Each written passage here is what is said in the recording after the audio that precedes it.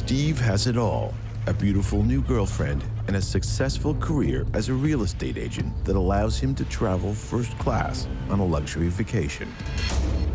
But Steve can't turn off the real estate side of himself and keeps an eye out for new clients or companions to help make his next big deal. The cruise ship pulls away from Miami on a 4-day journey to the Bahamas. Steve is in the mood for fun as he and his girlfriend wave goodbye to the people on shore, leaving all their worries behind. But unbeknownst to Steve, he's being watched by someone who's very interested in what he's doing. Later that evening, the two men have an alcohol-fueled confrontation at the poker tables, and they have to be separated by a security guard. While this is going on, a storm brews up, with others heeding the captain's orders and taking refuge inside the boat during the storm. Steve's luck is about to run out.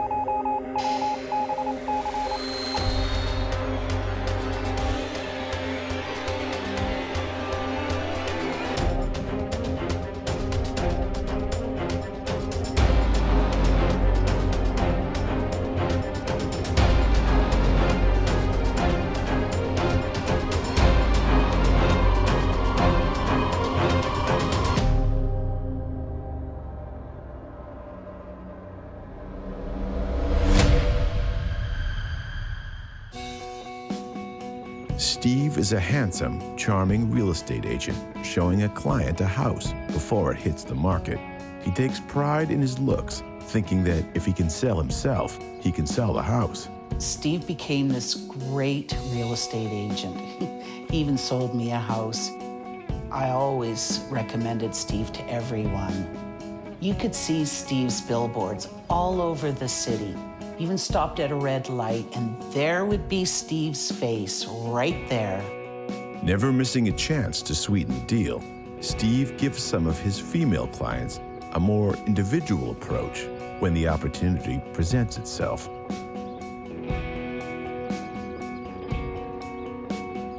He's very social, very outgoing. Altogether, people would say he's a very gregarious, very happy person. He's one of the top agents in the city, but working at such a high level has him stressed out and in need of a vacation. This is the first trip together for Steve and his new girlfriend, Laura. She was much younger. I mean, she seemed all right. He books a 4-day cruise to get to know her better and see if she's worth more of his time.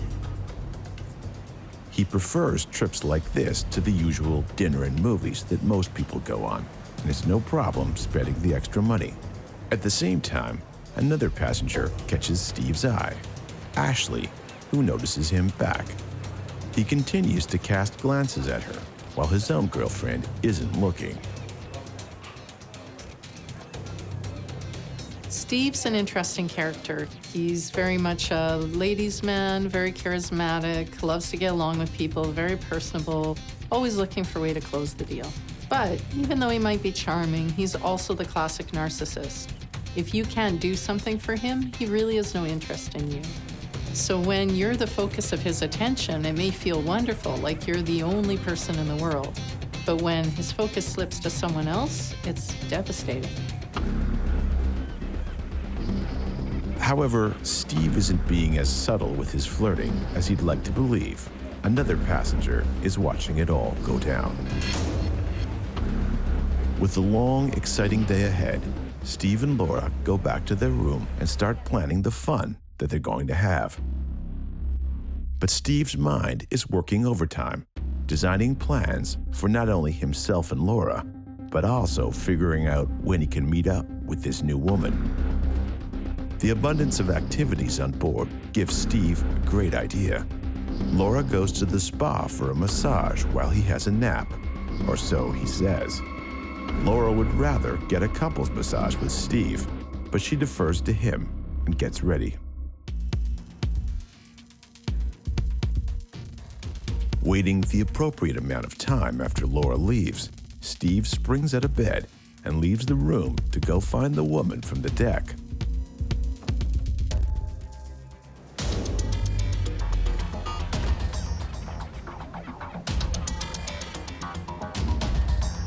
Once he finds her, it doesn't take long for Steve and Ashley to pick up where they left off with flirting. Watching all of this with interest is Vance. He keeps his distance, but is very interested in what these two are doing. After Steve and Ashley go back inside, Vance follows, careful not to get too close. One of the things that a lot of people enjoy doing when they embark on a cruise is just to people watch. And you're in a very confined environment with a lot of people. There's certainly lots to see and lots of people to observe. However, just as you're watching them, you never know who's lurking around the corner watching you. The massage ended more than an hour ago, and Laura's waiting on Steve and getting worried.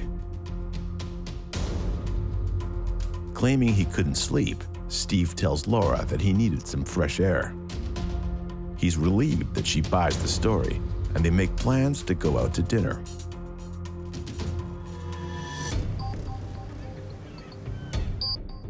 On her way to dinner, Ashley is stopped in her tracks when she sees her ex-boyfriend, Vance, walking toward her. This is not a happy reunion. Ashley had kicked Vance out of her house after catching him cheating on her. Vance pretends to be offended at Ashley's frosty reception. He tells her it's a coincidence she's on the boat too, and he just wants to relax. Ashley asks him to leave her alone. Vance tells Ashley that she needs to stop seeing Steve immediately, or there will be consequences to their actions.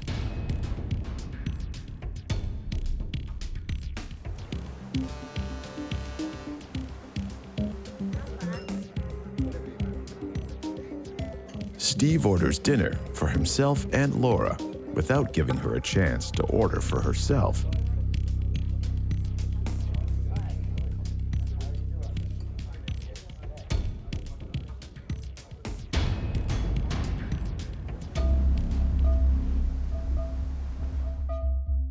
After a long first day, Steve says goodnight to Laura before heading to the casino.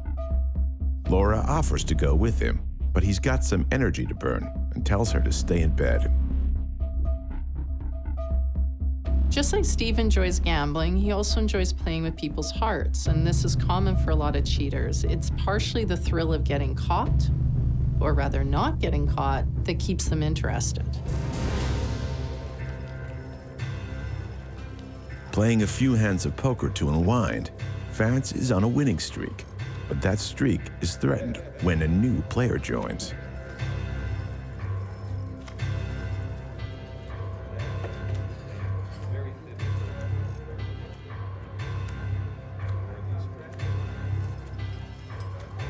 As soon as she gets to the table, Ashley begs Steve to leave with her, but he tells her he'd like to play a few games first.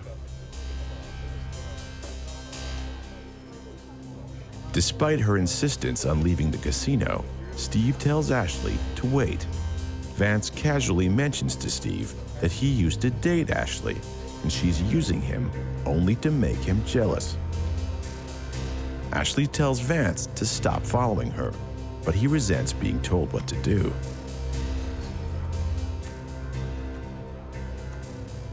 Having seen this type of late-night behavior before, the dealer waves over a security guard because she knows this won't end well.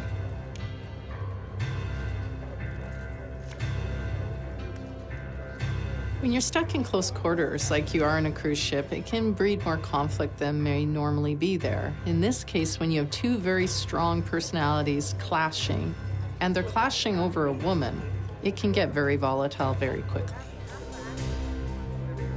The security guard separates the two, and escorts Vance out of the casino. Unfortunately for poor Laura, she stumbles upon Steve kissing another woman, kissing Ashley, and she was able to get out of there before he saw her, but clearly this devastated her. She's on this cruise with a guy she really had feelings for, was hoping their relationship would lead to something serious, and now she's found him with another woman.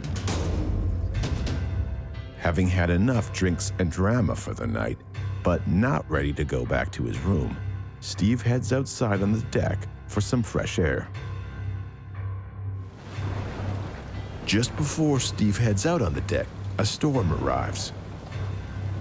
Soon after going outside, a crew member notices Steve and tells him the captain has ordered all guests inside the ship because of the severe weather. Steve assures him he's just getting some fresh air and will be inside in moments. In particularly bad weather, the captain may order passengers to stay indoors. Decks can become overly dangerous. They can become slippery. The boat is moving in such a fashion that most passengers wouldn't be used to. They wouldn't have those type of sea legs. So staying indoors where it's safest would be something that the crew would order. It would be similar to the captain of a plane switching on the seatbelt sign, yes, if there's turbulence. While Steve looks out at the turbulent sea, a figure steps out of the shadows behind him. Turning to see who's there, Steve tells them to leave him alone. He feels he's being cornered and tries to steady himself to shove the other person away.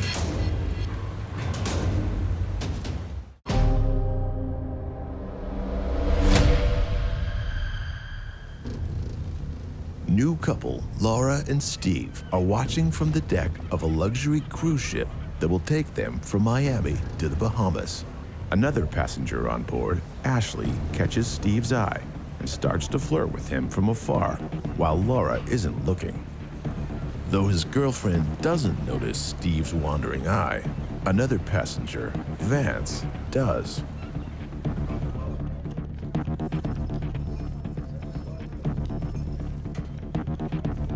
A fight is poised to break out because the woman Steve is flirting with is Vance's ex-girlfriend. A security guard separates the two men and sends them in opposite directions. A storm is raging, and all passengers and crew are ordered inside for their own safety. Steve ignores the order and is joined by an unexpected guest. The storm and the argument are reaching a fevered pitch.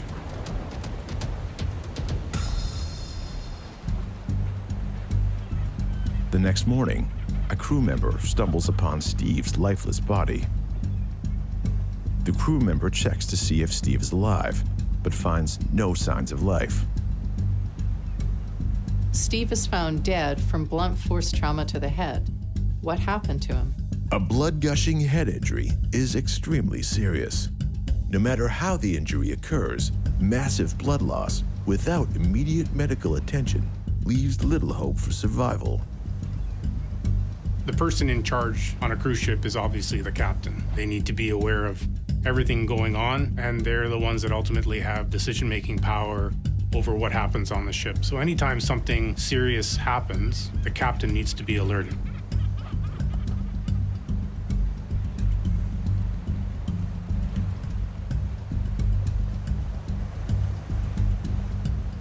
The captain arrives and takes charge of the scene. His first order of business is to secure the area to make sure that no passengers are around to witness the dead body. The crew member that found Steve's body tells the captain how he discovered it and that he remembers him from last night.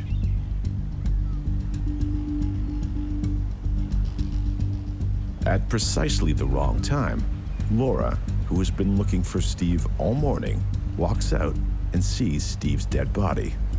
The captain orders a crew member to take her back to her room and wait for him. The dealer tells the captain that Steve was in the casino last night with a woman and had an argument with another guest.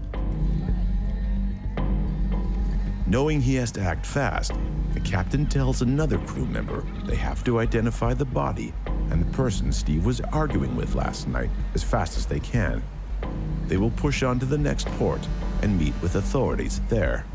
When a body is found in this manner, the investigation essentially needs to begin immediately because time is essentially running out already. It needs to be determined how long this body has been there, how it got there, what happened to it, who may have seen how it got there. This is where the evidence starts to disappear, so the investigation needs to start right away.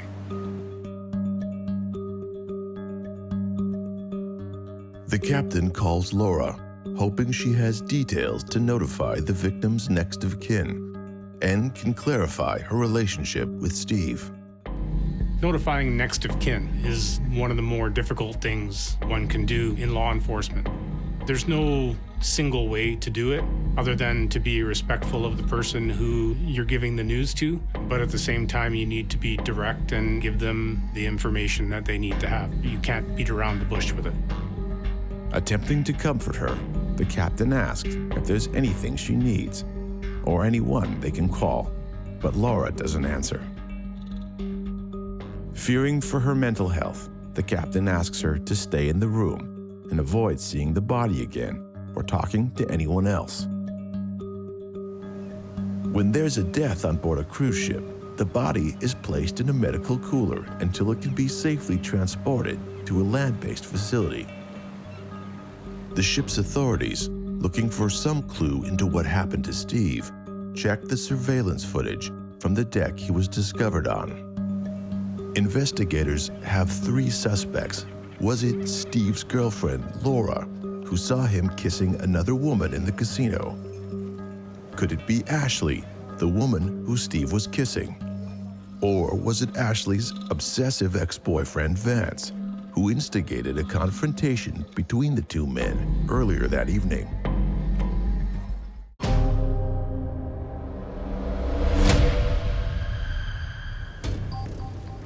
New couple Steve and Laura are pushing off on a luxury cruise ship. Later in the day, Steve meets up with another woman named Ashley. They agree to rendezvous later that night in the casino, but they don't notice Ashley's stalker ex-boyfriend is watching them.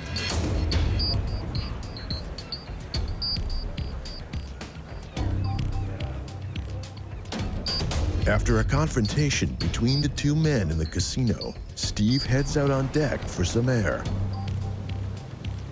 where he gets into an argument with an unknown person. The following morning, a crew member finds Steve's lifeless body in a pool of his own blood. Laura is devastated and has to be escorted away. Despite the cruise ship being gone for less than a day, the captain orders it to continue to the next port, where they will be met by local authorities. Until then, he wants to find out what happened by questioning those who might have wanted Steve killed. A blow to the head can cause internal bleeding, which spreads fast and doesn't give a person any time to recover or get help themselves.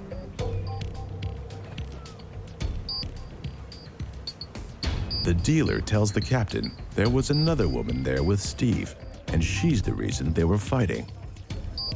Ashley tells Vance that she's fed up with him and warns him to leave her alone or she'll call security. Vance tells her to stop seeing Steve and to come with him. Knowing how important her account of the situation is to the investigation, the captain orders a crew member to find Ashley. Though he has no power to arrest a passenger and can detain someone until the authorities take over. The captain doesn't know if the security footage will ever be able to identify Steve's killer.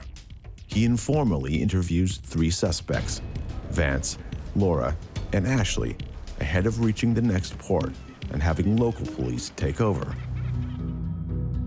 The first person the captain interviews is Vance. He asks Vance right away about what happened in the casino. The story, as Vance tells it, is that Ashley purposely flirts with Steve to make him jealous. He admits that he got angry seeing the 2 of them together, but he was being provoked.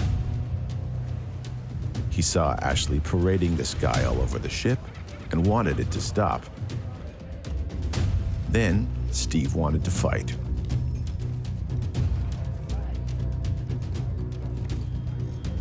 But things cooled off, according to Vance, when a security guard showed up to separate them.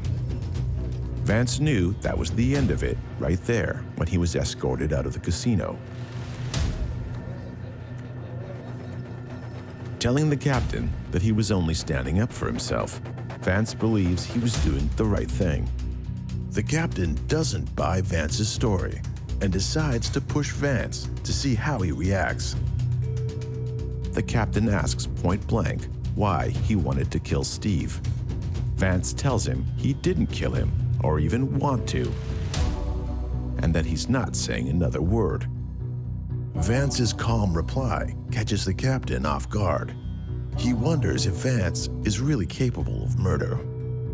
The notion of interviewing suspects separately allows investigators to gain subtle differences in their stories. You hear slightly different information from each person, and depending on what each person says, it can point you in the direction of who may be responsible for the particular crime.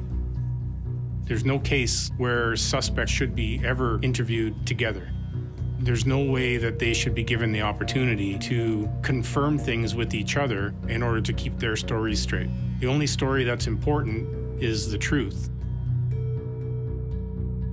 The captain questions Ashley about meeting Steve and why she would pursue a fleeting relationship. Ashley tells him she was just looking to have fun, that's all. Lust is considered to be one of the 7 deadly sins for a reason. It can lead us to do things we shouldn't do.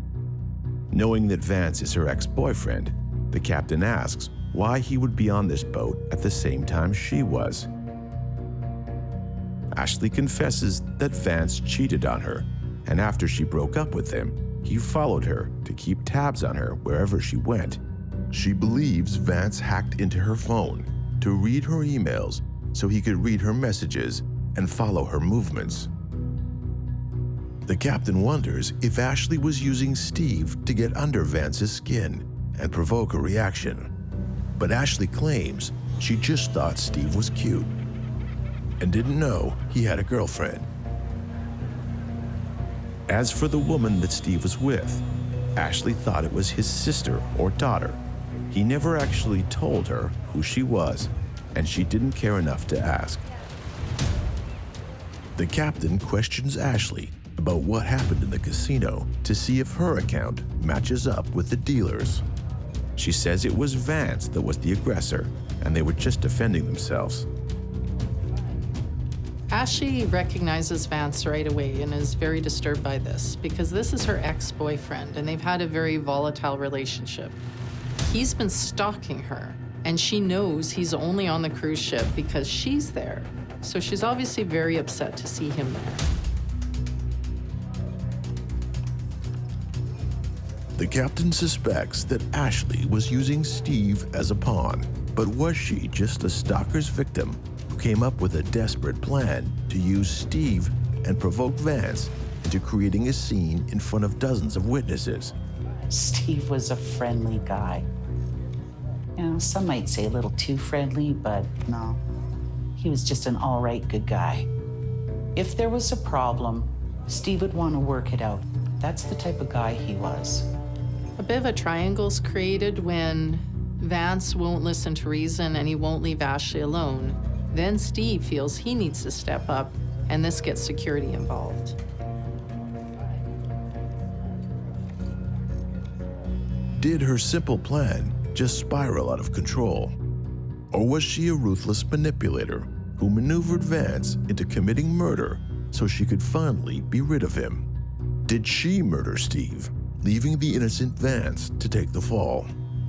Ashley simply claims that Vance had been stalking her and made sure that he would be in the casino when she arrived. As the ship gets closer to its next port of call, the captain begins to question Laura. He asks Laura if she knew Steve was seeing Ashley. She had a feeling he was up to something, but didn't know what. Then she caught him red-handed. When she couldn't sleep, Laura went to find Steve in the casino. but wasn't ready for what she saw. Seeing her boyfriend kiss another woman stuns Laura. Feeling betrayed, she runs out of the casino, crying. Was Laura driven to murder after Steve's constant flirting and then catching him kissing Ashley? He implies she would have the best motive to kill Steve over anyone else. He then proposes that she wanted to teach Steve a lesson and got carried away. She admits she was upset, but didn't want to kill him and only went back to her room. Laura's interrogation ends. A crewman informs the captain that they'll be docking soon, and authorities are anxious to speak to the suspects.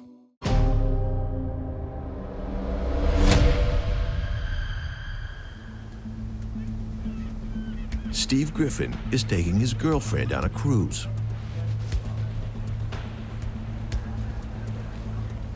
Another passenger on board, Ashley, catches Steve's eye, and he flirts with her.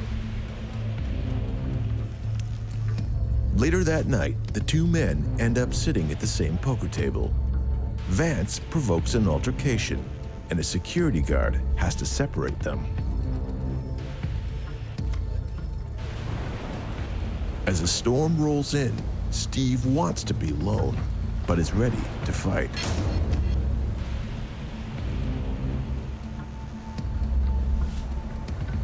The next morning, a crew member discovers Steve's dead body. The surveillance video is inconclusive due to the storm and water on the camera, blurring the footage. Perhaps enhancing the video can reveal what truly took place on deck. The captain informally interviews 3 passengers identified as possible suspects in Steve's murder. Vance, who he got into a fight with in the casino, Ashley, the woman Steve met with on the boat that he was cheating with, and Laura, Steve's girlfriend that came with him on the trip.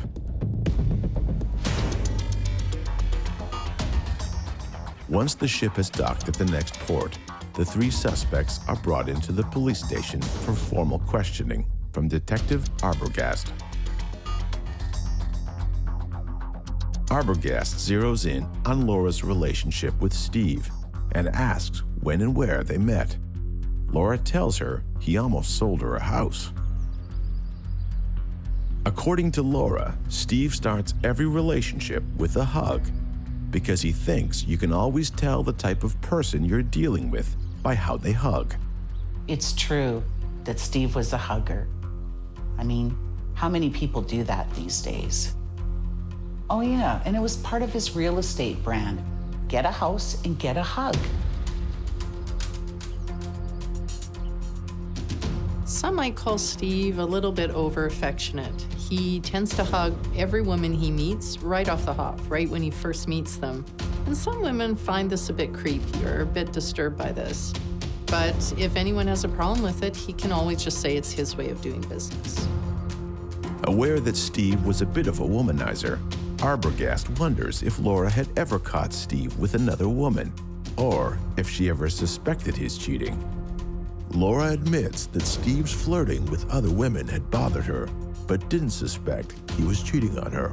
He had more female friends than male friends. I mean, how many guys can do that? He just trusted women. Because Steve was her first real, serious boyfriend, Laura didn't have anything to compare his behavior to. When someone's willing to check out other women, obviously check them out when he's with his girlfriend, that's a big red flag. And this was something Steve did quite a bit. However, he always had excuses ready. Either he could say, oh, I think that was a client, or I think that was a colleague, I think that was another agent. It was like he had a Rolodex of mental excuses that he could use whenever he got called out. Thinking she must have been angry right before Steve was killed, Arbogast asked Laura how she felt when she saw Steve hugging Ashley in the casino. Because she couldn't sleep, Laura went down to see Steve in the casino to entice him back to the room, but wasn't prepared for what she saw. Female intuition is very strong. We can tell if a hug is just a hug or if there's something more to it. Laura clearly saw something more to the hug and kiss that her boyfriend gave Ashley. Was Laura driven to murder after Steve's constant flirting and then catching him kissing Ashley? She admits she was upset, but didn't want to kill him and only went back to her room. Infidelity is often one of the primary motivating factors in violent crime in intimate relationships. So the notion that she has seen him possibly cheating on her would put her into such a rage that she would act out violently.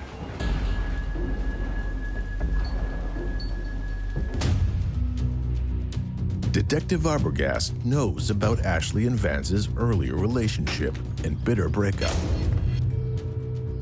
and her claims of Vance stalking her. Was Ashley using Steve to get back at Vance? Well, I think they had different perspectives as to what the relationship was. I think he, in looking at her, saw somebody he was interested in, whereas when she was looking at him, she saw an opportunity to get away from somebody she was trying to be protected from. Their perspectives as to what this relationship was likely very different. In this case, Steve was actually kind of used. Ashley wanted to throw Vance off, make him see that she was with someone else, and maybe finally get the hint that she was over him. So she played up to Steve for that reason, not because she was necessarily that interested in him. Arbogast wonders why Ashley and Steve stayed in the casino after she saw that Vance was there. Ashley replies that she tried getting Steve out of there, but he won't budge because he wants to win some money. So Vance had a particular affinity for Ashley. So when he saw Ashley looking at Steve in a flirtatious way, he took that very personally. And I assume he became very jealous. But that in and of itself doesn't mean that he committed a crime like murder. Steve was always aware of his public image. I can't see Steve getting into a confrontation. Who would want to see a real estate agent with a black eye? Vance is getting exactly the reaction he wanted from Ashley and Steve, but then a security guard arrives to break them up. After leaving the casino, Ashley claims she went back to her room and was going to meet up with Steve the next day.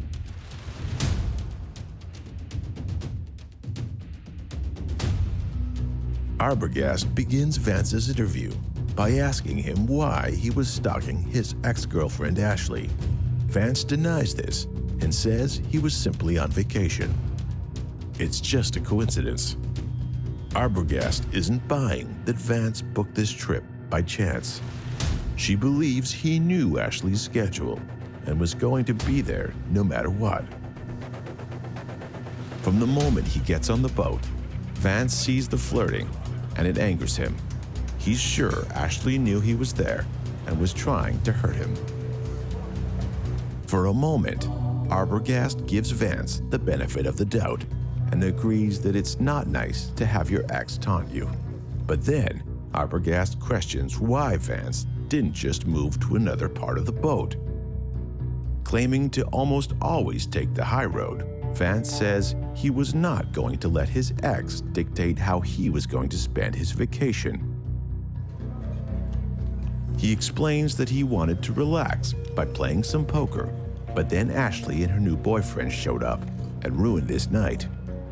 Doing his best to stay calm, Vance barely acknowledges Steve sitting down beside him at the table. The best thing Vance could do in a situation like this is not give in to his anger. But jealousy and alcohol don't mix.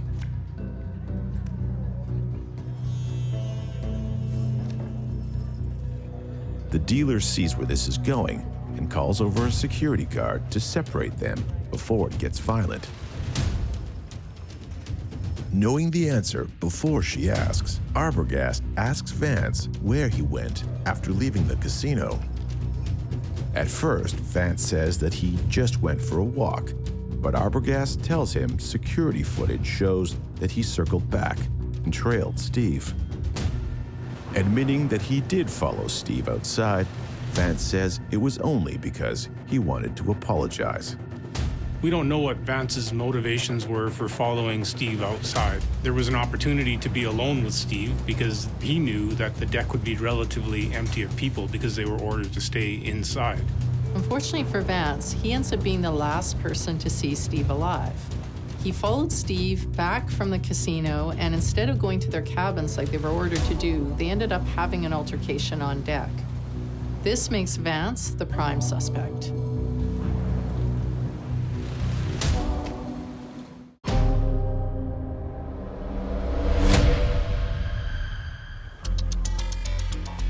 Real estate agent Steve Griffin's body is found the morning after the first night of his cruise. There are 3 possible suspects, and they're interrogated by a police detective.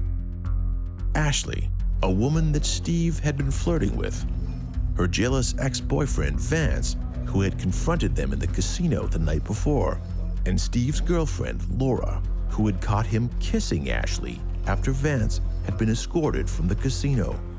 Surveillance video shows some sort of altercation, but investigators are awaiting enhancement of the footage. They zero in on Vance as the prime suspect.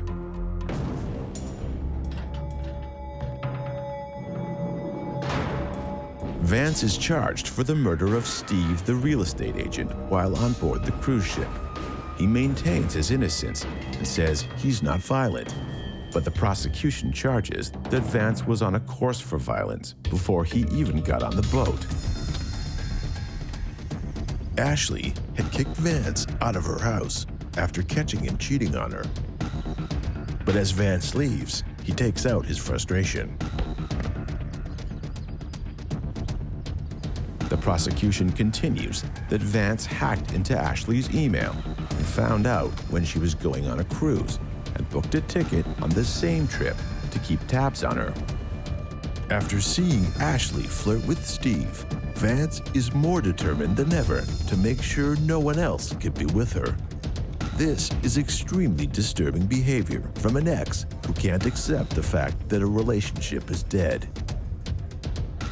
By hacking into Ashley's phone and reading her emails, Vance knows where she'll be at any time, ensuring that he'll run into her. The final straw comes when Steve joins Vance at the poker table. The prosecution argues that Vance was waiting for Steve and Ashley to meet in the casino and confront them.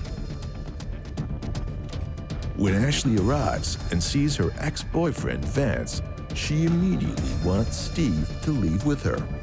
But Steve is a gambler and wants to stay. The situation escalates just like Vance wants it to, and Steve challenges him to a fight. One of the nicest things about Steve is that he always stood up to bullies, no matter who they were. The dealer is watching all of this go down and calls over a security guard to separate them before it turns violent. As a result of an altercation that took place in the casino between Vance and Steve, Vance was asked to leave the casino. But instead of just leaving and walking away, it was seen that he waited outside for Steve to leave in sort of a predatory fashion. So that would lead an investigator to suspect that maybe Vance had something to do with Steve's death. It's also at around this time that the captain announces that passengers must turn indoors and stay off the decks. So Vance may take this as an opportunity to be alone with Steve, where he can continue his confrontation with him. The storm actually helps Vance confront Steve because he knows no one's going to bother them. Everyone else has been ordered inside their cabins, and unlike Steve and Vance, they've followed those instructions. It's a great chance to get Steve alone and have it out. Moments after Steve goes out on deck, Vance confronts him, and the two continue what they started in the casino. The prosecution claims this footage proves that Vance was with Steve and fighting with him moments before he died, and should be found guilty of murder. It's just not right that Steve is gone. I can't believe he's gone. I just can't. Next, the defense tells the jury they can't dispute most of what the prosecution alleges happened. In fact, they say that most of it occurred exactly how they say it did.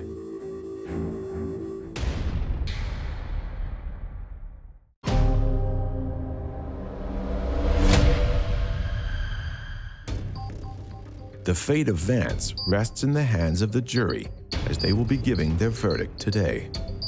The prosecution's case is strong, almost rock solid, with the defense agreeing to almost everything that happened on the deck. Everything except one point. The footage from the cruise ship deck shows Vance is preparing to fight back against Steve when Mother Nature intervenes. Steve slips when the boat shifts due to the strong waves and hits his head on the steel railing, and again when he hits the ground, opening up a fatal gash in his head. Vance never touched him. In the end, the evidence shows that the storm ultimately contributed to Steve's death. He fell as a result of the wet deck and the movement of the ship and hit his head, injuring himself so severely that he essentially bled to death in a very short period of time. Vance saw this happen. He was there when it happened. And basically, he did nothing to assist Steve.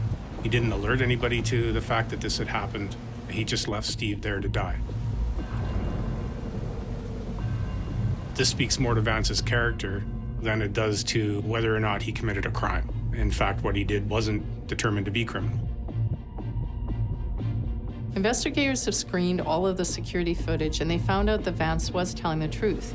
He was the last person to see Steve alive, but he didn't kill him. The bad weather caused the ship to move in a way that Steve didn't expect, and he fell and hit his head. Instead of helping him or getting help for him, Vance just left him lying there, but he didn't kill him. In certain jurisdictions, he may find himself in criminal hot water, so to speak. In this particular case, he wasn't found liable or criminally responsible for not reporting anything. Vance is cleared of all charges in Steve's death and is released from custody. The jury finds Steve at fault for not heeding the captain's orders to stay inside during the storm. It's the disregard for those orders and not Vance that ultimately killed Steve.